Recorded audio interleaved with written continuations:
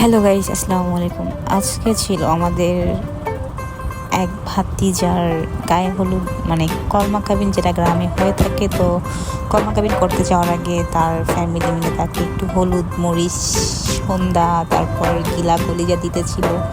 তো আমরা সবাই সেটা দেখার জন্য চলে গেলাম সেখানে।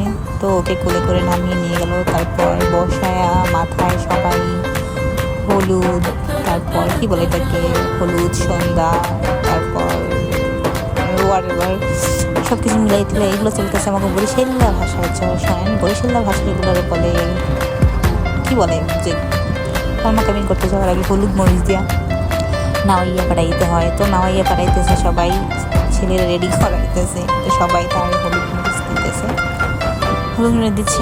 আমিও দেখতেছি, আমি ভিডিও করে দিচ্ছি। হালকা হালকা বৃষ্টি ছিল, ওদের বাড়িটা একদম মানে গ্রামের মধ্যেই ছিল, যার জন্য এরকম হুট করে বিয়ে। তারপর এই যে দেখেন ওরে কীভাবে আমরা তারপর নিয়ে গেছি এরকম করে করে বসাইয়া তার মানে আমার তার এইভাবে করে করে করে করে নিয়ে আসা হয়েছিল।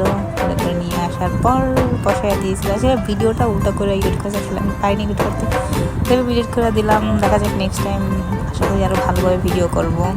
তো পাত্র নিজের পা থেকে জুতা খুলে বন্যে করে বসে, তারপরে এই যে কী বলে, এই সরিষার তেল হলুদ মরিচ দিয়ে তাকে হলুদ মরিচ দিয়ে সেই লেভেলের মাখানো হয়েছে, তাকে পুরো বারবিকিউ করে ফেলা হয়েছে। তো এভাবেই চলতেছিল আমাদের মাখামাখি গোসল করার পর্ব।